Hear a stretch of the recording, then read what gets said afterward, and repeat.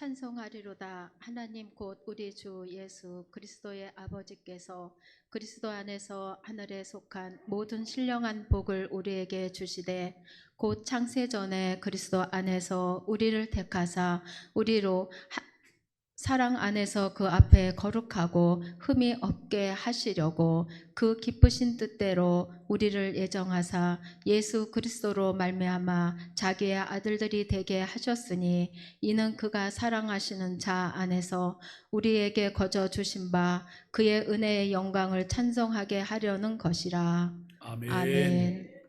이 시간에는 에일의 양상불이 준비된 찬양을 하나님 앞에 드리겠습니다.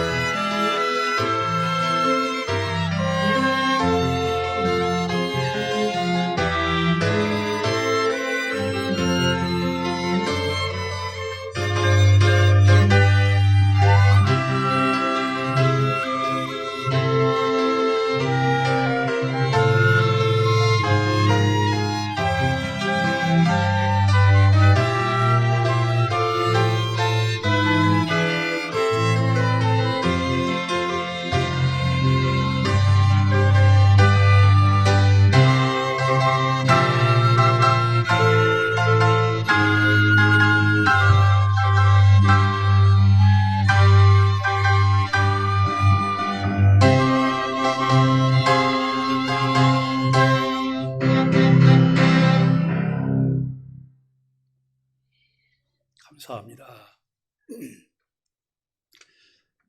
오늘 우리는 에베소 1장 1절로 3절로 6절까지 말씀을 통해서 성부 하나님의 선택이라고 하는 주제로 함께 말씀을 나누려고 합니다. 말씀을 나누기 전에 우리 앞뒤 옆에 계신 분들과 함께 지음표 인사를 하겠습니다. 앞뒤 옆에 계신 분들 눈동자를 좀 보시면서 여호와께서 너를 지켜주시기 원합니다. 여호와께서 내게 은혜 베푸시기 원합니다. 여호와께서 내게 평강 주시기 원합니다. 환한 얼굴을 보니까 벌써 하나님의 은혜가 우리 가운데 있는 것 같습니다. 시편은 150편으로 구성이 됐습니다. 성경 중에 가장 긴 책이죠. 그런데 시편 150편 6절은 시편을 마무리하는 마지막 절인데 내용이 이렇습니다. 호흡 있는 자마다 여호와를 찬양할지어다. 그리고 그 다음에 할렐루야. 이렇게 마무리가 돼요. 여러분 성경의 첫 장을 열면 창세기 1장 1절이잖아요. 그리고 성경의 마지막 장을 보면 요한계시록이 마지막이잖아요. 성경의 첫 글자와 마지막 글자가 뭔지 아세요? 테멘이에요. 테멘. 오늘 우리는 여기 시편 150편 6절 말씀을 통해서 할렐루야, 할렐루야는 여호와를 찬양하라라고 하는 그런 의미죠. 왜 여호와 하나님을 찬양해야 될까요? 나는 뭐 별로 찬양할 마음이 없는데요, 그러고 싶지 않은데요, 이렇게 마음에 생각이 들 수도 있어요. 그런데 분위기에 의해서 또 강요에 의해서 억지로 찬양을 하게 된다면 이거 참 안타까운 일이다라고 생각을 할 수 있을 것입니다. 여러분, 여행을 하다가 아름다운 풍광을 보시잖아요. 그러면 그 아름다운 풍광을 봤을 때 나도 모르게 탄성이 나오잖아요. 이것은 반응인 거예요. 놀라운 것을 보고 그것에 대한 반응이죠.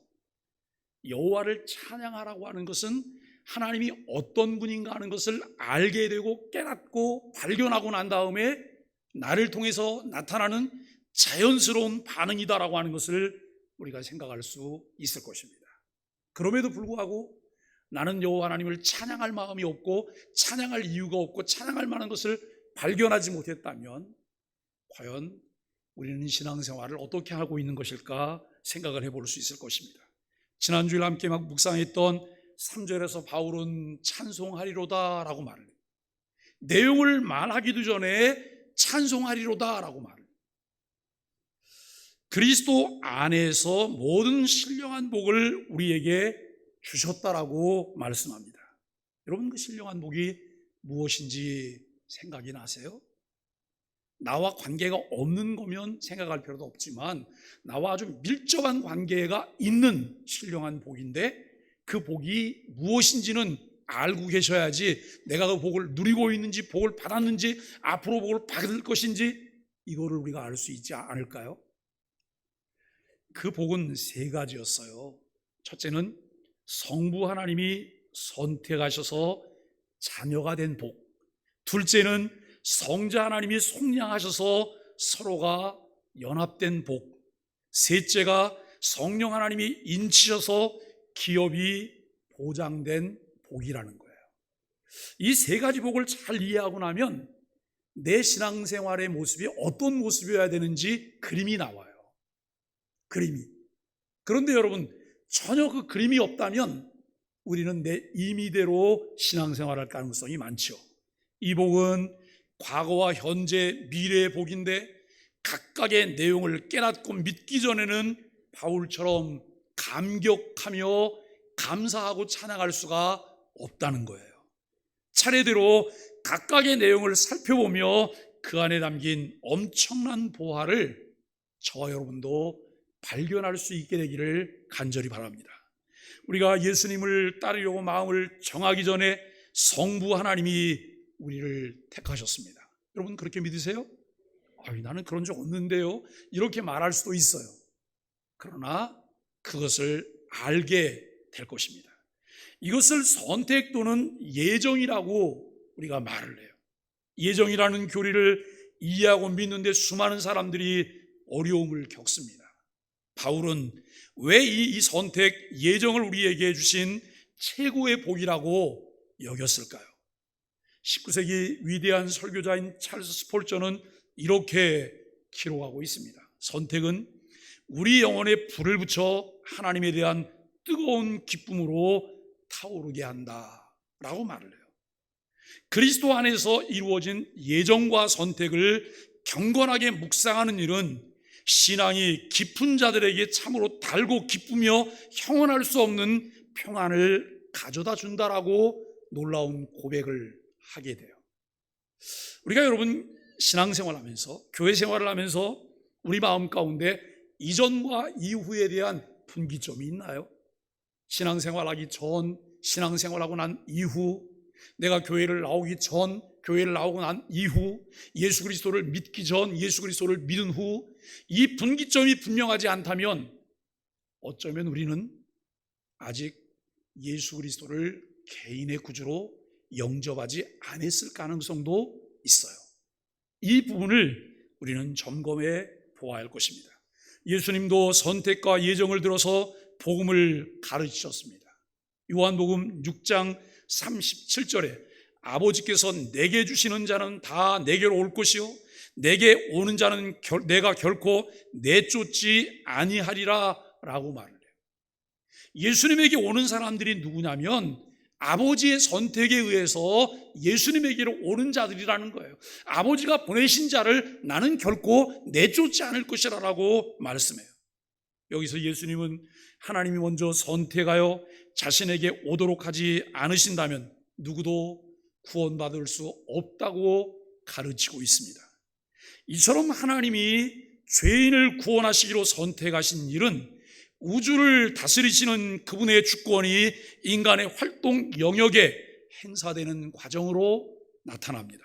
왜냐하면 하나님은 모든 일을 그의 뜻의 결정대로 일하시는 분이기 때문에 그렇습니다.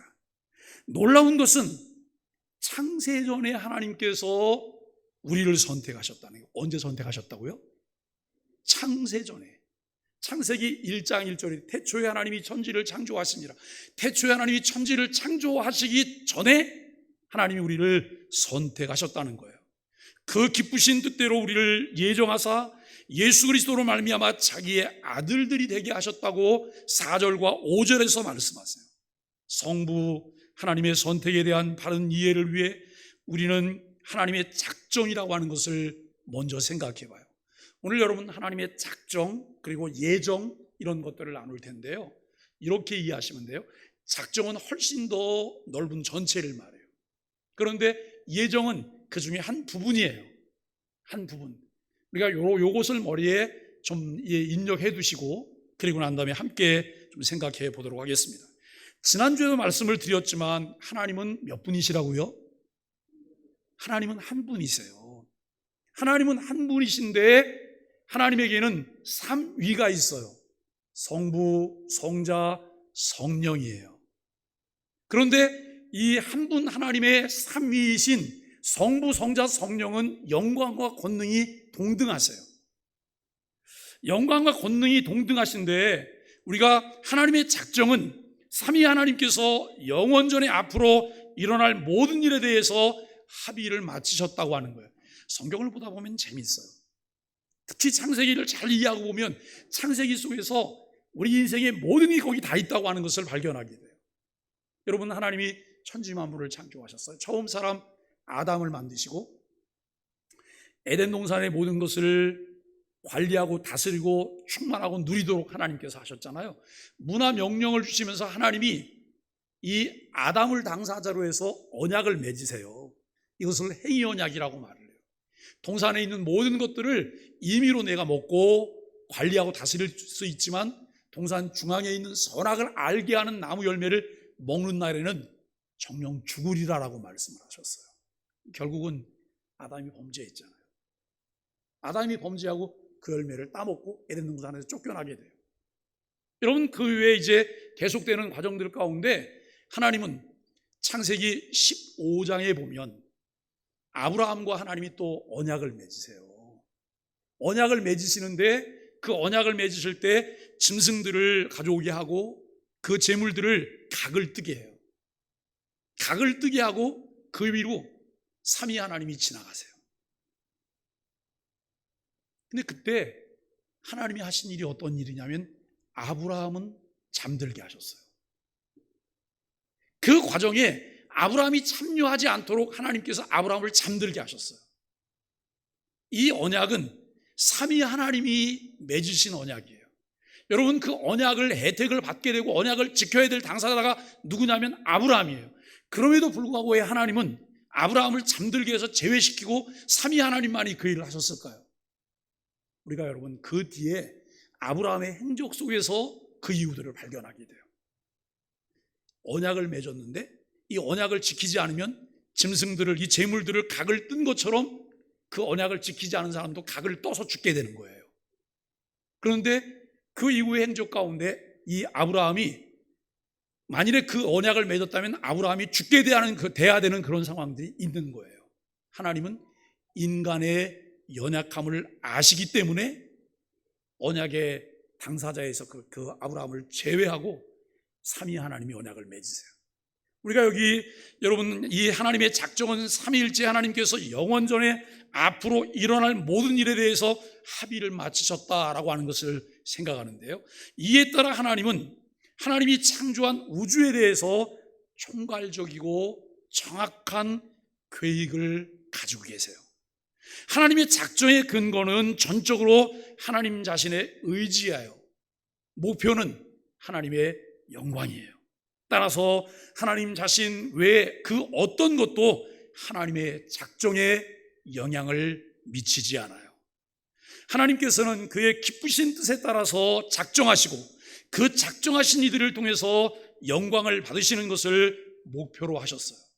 하나님께서 작정하신 일들을 이루시는 방법이 있는데 무슨 방법을 통해 이루신다고요? 창조와 섭리를 통해서 하나님의 작정을 이루시는 거예요. 아무것도 없는 무에서 창조하시는 일이 작정하시는 일을 이루시는 시작이에요. 아무것도 없을 때 하나님께서 말씀으로 천지만물을 창조하시기 시작하세요. 이것이 작정을 이루는 일의 시작이고, 하나님의 창조물을 계속해서 보존하시는 것을 우리는 섭리라고 말을 해요. 창조와 섭리를 통해 영원전에 성부, 성자, 성령이 협의하신 뜻은 그 정해진 때에 분명히 그리고 변함없이 이루어진다는 거예요. 하나님께서는 상황에 따라서 뜻과 방법을 수정하지 않으세요. 여러분, 이 하나님의 불변하신 그 부분을 내가 묵상하면서 깨닫게 되면 얼마나 속에서 깊은 감격과 감사가 나오는지 몰라요. 왜냐하면 우리는 하루에도 12번도 더 뒤집었다 하면서 여러분 내 마음이 바뀌잖아요. 그런데 하나님이 우리와 똑같다고 하면 우리는 다 죽었죠. 그런데 하나님은 우리의 행위와는 관계없이 그 하나님 우리를 선택하셨고, 우리의 행위와는 관계없이 자기의 의지대로 선택하셨던 일들을 그대로 진행하시면서 끝까지 가신다고 하는 거예요. 그렇기 때문에 우리들의 허물과 죄 때문에 넘어지고 쓰러지고 질퍽거림에도 불구하고 하나님의 손에 붙들림 받아서 가고 있다는 거예요. 이것이 얼마나 감사한지 몰라요. 하나님께서 작정하신 대로 일하시기 때문에 창조와 섭리의 과정에서 하나님의 작정은 결코 변하지 않아요. 반드시 그 작정대로 이루어진다는 교리의 확실한 근거가 된다는 거예요. 이런 면에서 볼 때 작정의 본질은 무엇이라고요? 불변성이라는 거예요. 작정의 본질이 불변성이라는 거예요. 이것은 하나님만 하실 수 있는 거잖아요. 하나님의 작정의 범위는 발생하는 모든 일들이에요. 하나님께서 창조하신 세계에서 일어나는 일들 중 어떠한 것도 하나님의 작정에서 벗어나는 것은 없습니다. 이는 하나님께서 자기의 영광을 위하여 앞으로 일어날 일들을 미리 정해 놓으셨다고 말합니다. 전능하신 하나님은 장차 일어날 일도 현재 일처럼 보시죠. 그렇기 때문에 하나님께서는 앞으로 일어날 일들을 미리 모두 알고 계십니다. 우리가 여러분 창세기를 보면서 아브라함의 생애를 보는 거예요. 아브라함의 생애. 아브라함이 75세에 하나님께 부름을 받고, 그리고 이제 여러분 그가 죽게 되기까지 약 100년이라고 하는 세월이 흘러가잖아요. 100년이라고 하는 세월을 하나님께서는 미리 보고 계세요. 미리. 아브라함에 관한 모든 것들을 미리 보고 계세요. 끊임없이 그가 질퍽거리고 넘어지며 하나님의 뜻에 역행하고 불순종하는 일을 자행하고 있음에도 불구하고 하나님은 의지대로 아브라함을 믿음의 조상 되게 하세요. 그 일을 하나님이 진행하신다고 하는 것을 우리는 보게 돼요. 여기 여러분 하나님이 일어날 모든 일들을 미리 하신다고 하는 것을 우리는 하나님의 예지라고 말을 해요. 그러나 하나님께서 앞으로 일어날 일의 결과들을 미리 보시고 나서 그에 따라 작정한 것은 아니라는 거예요. 이런 일이 일어날 거니까 이렇게 작정하고, 이런 일이 일어나면 이렇게, 그것 아니라는 거예요. 하나님의 작정은 영원전의 삼위 하나님의 거룩한 협의에 따라서 이루어졌다는 것이죠. 다시 말해 하나님은 자신의 예지 능력을 조금도 사용하지 않으시고 작정하셨습니다. 이러한 이유로 하나님의 작정의 실현 속에는 우리가 우연히 발생한다고 생각하는 것들까지도 포함되어져요. 심지어 인간의 죄악된 행동까지도 포함된다라고 하는 것입니다. 우리 그리스도인들이 하나님의 작정을 이해함에 있어서 주의해야 할 것이 있어요. 그것은 하나님의 작정의 교리가 하나님을 죄의 조성자로 만들거나 죄에 대한 근본적인 책임을 하나님께로 돌릴 수 있는 근거가 될 수 없다는 거예요. 우리가 여러분 죄를 지면서 뭐라고 말하는, 이건 하나님의 예정이야 그래요. 내가 죄에 대해 죄악된 것을 선택하고 그 길을 걸어가면서 뭐라고 말하면 이것은 하나님의 예정 가운데 있는 거야, 이렇게 말할 수가 없다는 거예요. 또한 이것이 인간이 저지른 죄에 대한 책임을 회피하는 근거도 될 수가 없다는 거예요. 성경은 분명 하나님의 작정과 인간의 책임을 모두 가르치고 있습니다. 예정은, 아까 작정은 전체적인 범주라고 말씀드렸어요. 그러면 예정은 하나님의 작정의 일부라는 거예요. 작정 중에 일부가 예정이 있어요. 그런데 이성적인 존재와 천사와 사람들에 대한 하나님의 작정을 예정이라고 말을 해요. 또한 예정은 하나님의 선택과 관련된 작정인데요, 즉 인간의 구원과 심판에 관한 하나님의 결정이 바로 예정이라는 거예요. 우리의 구원, 그리고 우리 인간들에 대한 심판, 이것이 하나님의 예정이다. 하나님께서는 영원전에 어떤 사람과 천사들은 영원한 생명으로 예정하셨고 다른 이들은 영원한 죽음으로 예정하셨습니다. 하나님께서 영원한 생명으로 예정하신 것을 무엇이라고 하고요? 선택이라고 하고, 반대로 영원한 죽음으로 예정하신 것을 뭐라 그런다고요? 육이라고. 이 선택 예정 교리를 말할 때 우리는 선택과 육이라는 말을 사용하기도 해요. 육이라는 말은 버려졌다는 거예요. 버려졌다, 그냥 방치됐다라고 하는 그런 의미죠.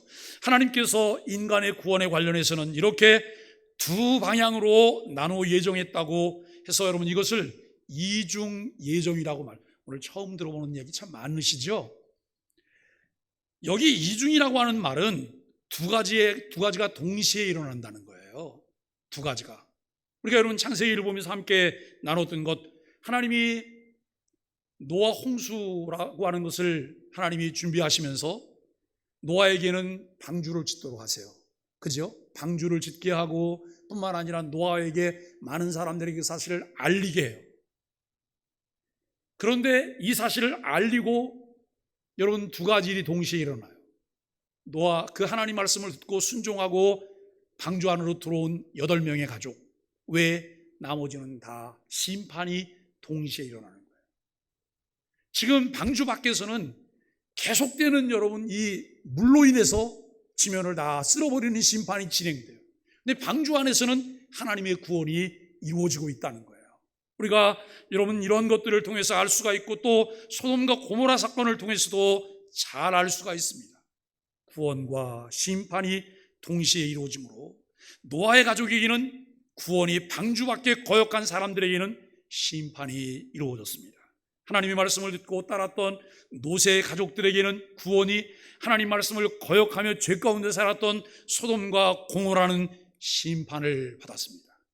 여러분 소돔과 고모라 사건 중에서 천사의 이야기를 듣고 롯이 시도했던 것이 뭐냐면 자기 딸들과 결혼하게 될 사윗감들에게 그 사실을 알렸어요.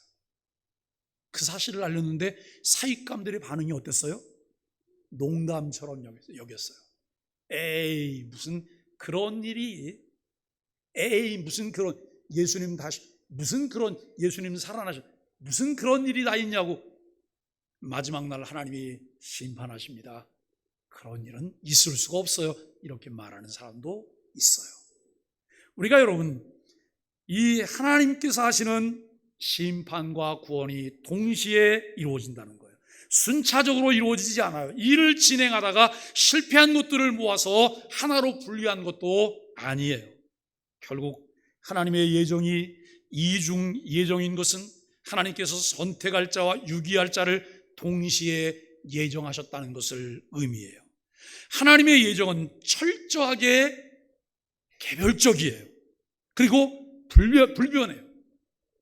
뭉뚱그려서 내 남편이 신앙생활 잘하니까 나는 거저, 내 아내가 신앙생활 하니까 나는, 내 자녀들이 신앙생활 하니까 나는 거기에 딸려서, 아니요. 구원은 하나님과 1:1 관계예요. 1:1 관계예요. 그리고 이것은 불변의 진리라고 하는 사실을 깨닫게 됩니다. 또한 하나님께서 선택하신 자들은 그 수요가 고정되어 있기 때문에 어떠한 경우에도 그 숫자가 늘어나거나 줄어들지 않습니다. 하나님의 예정은 전적으로 그의 거룩하신 뜻에 의해서 이루어진다는 거예요. 그러니까 여기 여러분, 하나님의 선택하신 자들이 수요가 고정됐다고 하는 의미 속에 우리가 뭘 생각하냐면, 인간의 노력에 의해서 뭘 힘쓰면 구원받을 수 있다고 하는 것, 이것은 아니라는 거예요. 어떠한 것도 하나님의 예정에 영향을 줄 수가 없습니다. 택정함을 받았다고 해서 그가 본성에 있어서 다른 사람들보다 더 낫거나 더 값어치가 있는 것은 아니에요. 선택을 받은 자나 그렇지 않은 자나 인간은 모두 똑같이 비참함 속에 있습니다. 그러나 하나님께서 자신이 선택한 이들에게만 그리스도를 주셔서 구원에 이르도록 하신다는 거예요. 하나님의 선택에는 다양한 뜻이 있는 것이 아닙니다. 하나님의 선택에는 구원받은 모든 사람들에 관한 하나님의 동일한 작정만 있을 뿐입니다. 그래서 이것을 하나님의 무조건적인 예정, 무조건적인 선택이라고 말을 해요. 여러분, 예정을 말할 때 미래에 일어날 일까지도 아시는 하나님께서는 누가 예수님을 믿을지를 미리 아시고 그를 선택하셨으며, 누가 예수님을 거부할지를 미리 아시고 그를 유기하시기로 결정하셨다고 주장하는 일이 있어요. 이들의 견해를 예지예정이라고 말을 해요. 아까 여러분, 하나님의 예지라고 하는 것과 이 예지예정의 차이를 아세요?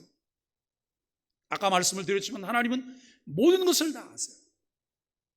모든 것을 다 아시는 분이에요. 그래서 하나님의 예지라는 말을 사용해요. 그러나 그 하나님이 하시지 않는 것이 있어요.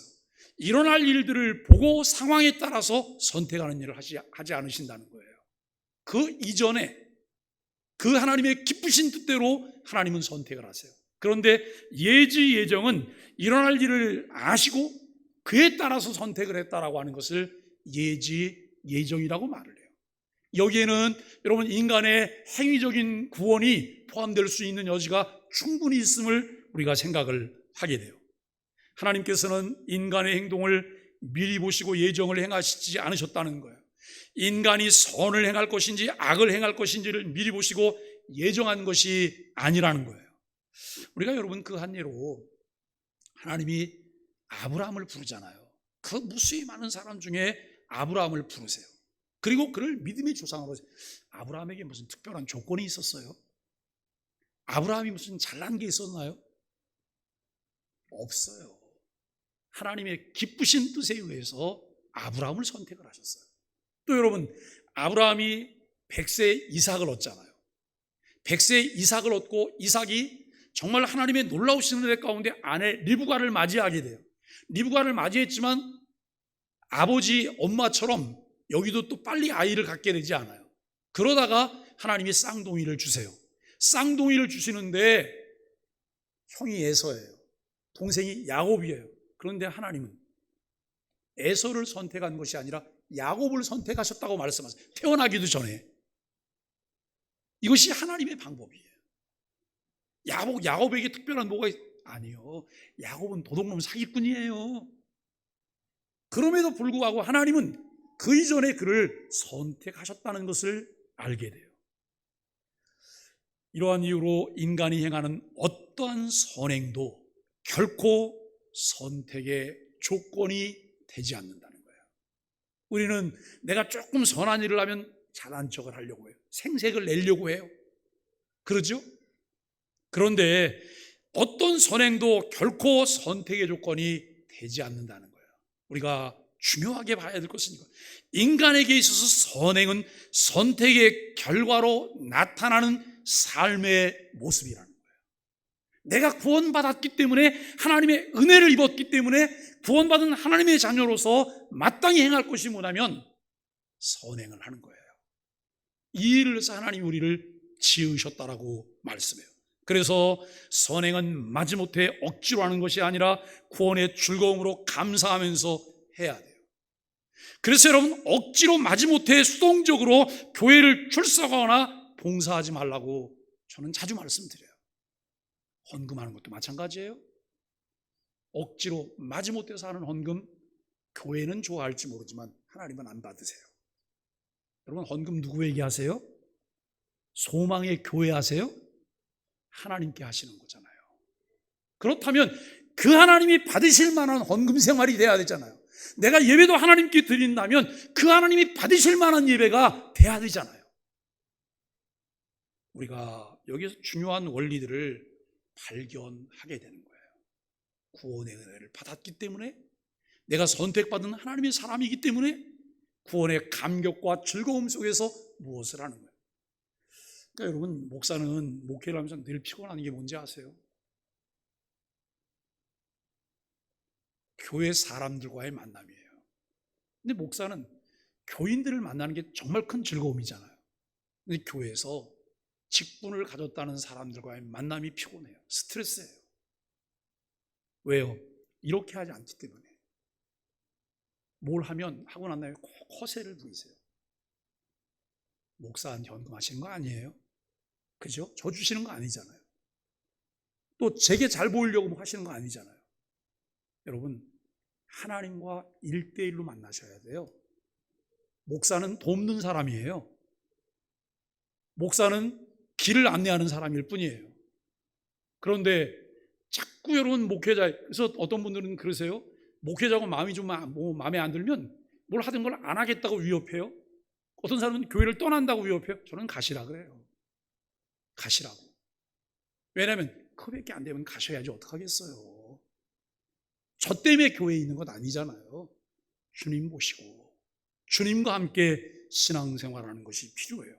교회만 다니지 않고 교회가 되었다면 능동적인 그리스도인으로 자원하는 마음으로 구원의 즐거움으로 섬기며 헌신하게 되는 거예요. 하나님의 예정은 전적으로 하나님의 기뻐하신 뜻이고 그 목적은 자기의 영광입니다. 이를 무시하고 예정을 주장하게 되면 인간의 구원 문제가 인간의 행위에 달려있다고 하는 오류를 범하게 됩니다. 하나님께서는 영원한 생명으로 선택한 자들이 그 영광에 이를 수 있는 방법 또한 미리 정하셨습니다. 인류는 모두 아담 안에서 타락했죠.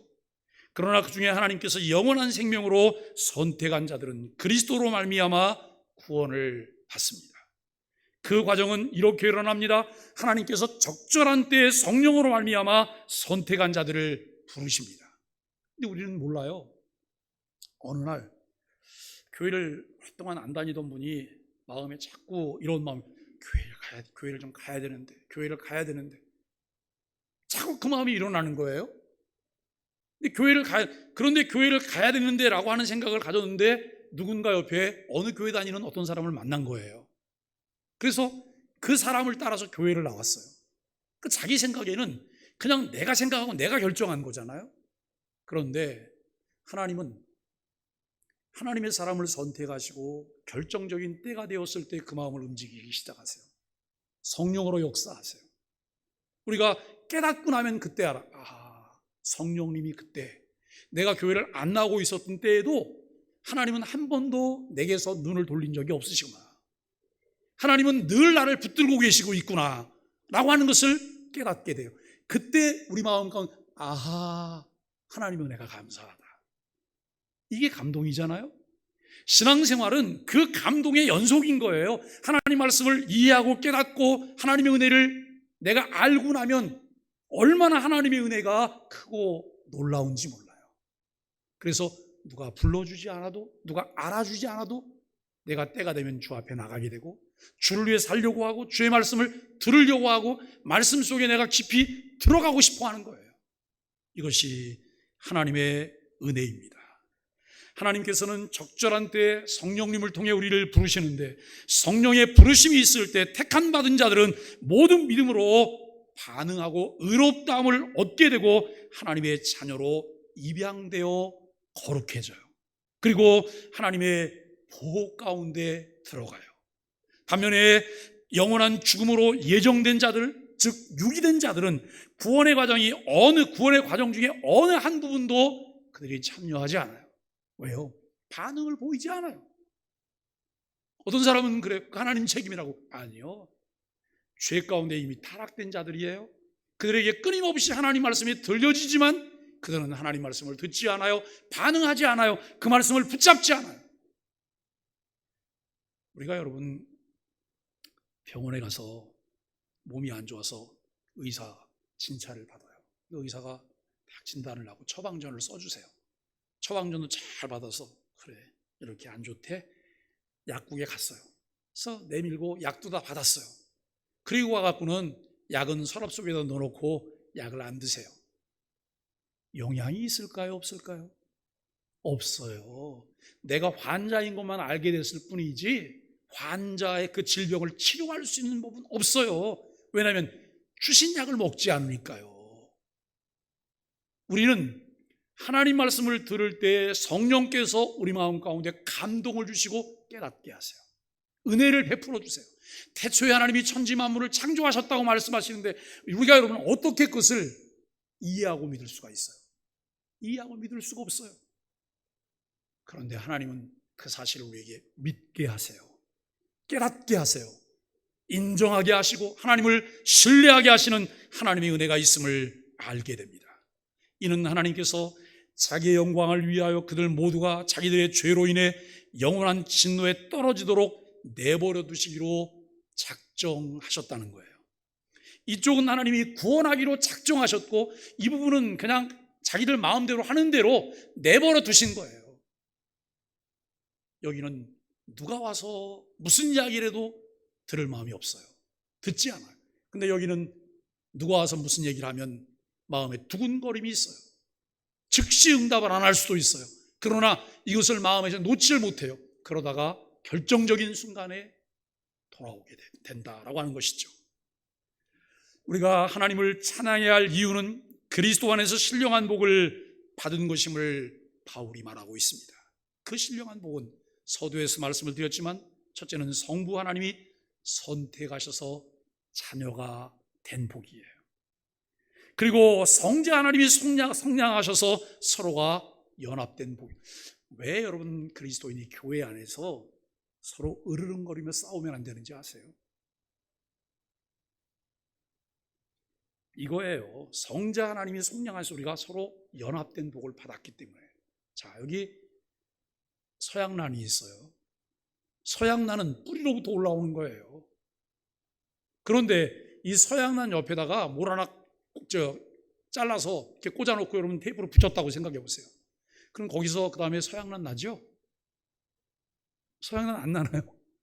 왜 안 나요? 서양란이 아니잖아요. 우리가 여러분 그리스도와 함께 연합됐잖아요.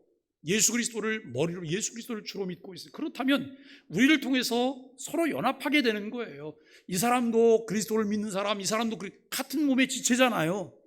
그런데 여기에 대한 인식이 없으면 코피 터지게 싸우는 거예요. 만나기만 하면 으르렁거리고 아주 꼴도 보기 싫다고 말하고, 이래서 여러분 교회를 지옥으로 만들어 가요. 지옥으로.